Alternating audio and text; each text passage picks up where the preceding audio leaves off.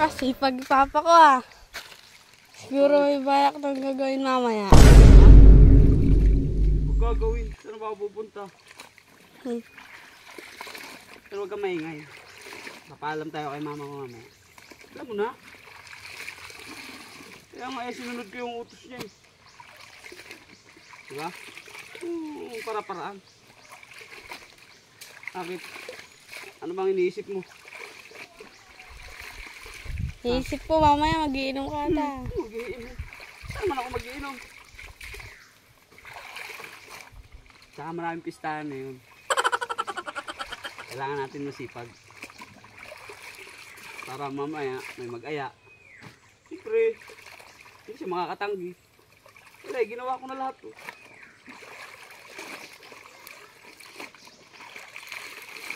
Baka sabihin mo kay mama mo ron, baka meron pa siya iutos.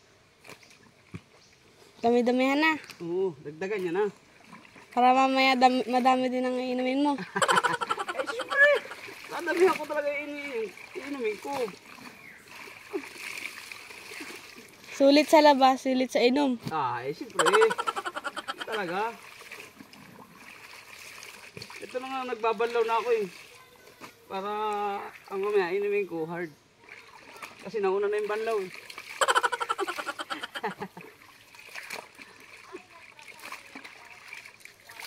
Saka hindi magagalit yun. Mama mo.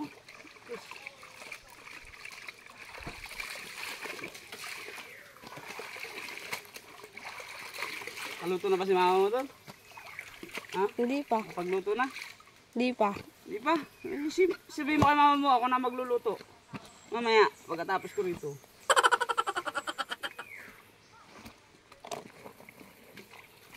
Ayan, sinisipag-sipagan ko na eh. Para ano.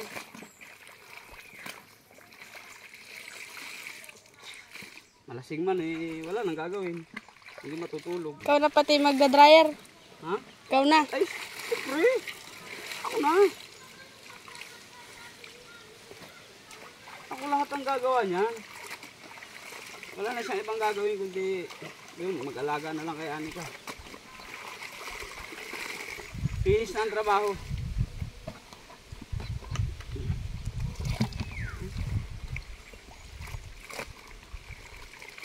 Ikaw na rin magsampay niya ha.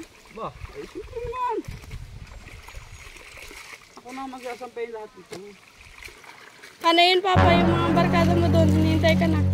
Nag-aantay na sila? Oo. Ilan pa sila ron? 3. Tatlo? Ikaw na lang hinihintay. Eh, hindi mamaya ako na ito tatapusin. Nahati ko naman na yan eh. Asan ba si mama mo? Ando, nagpapatulog pa. Tama-tama. Para paggising nun, si Anika. Ikaw naman ang tutulog doon. Oo, ako naman ang tutulog.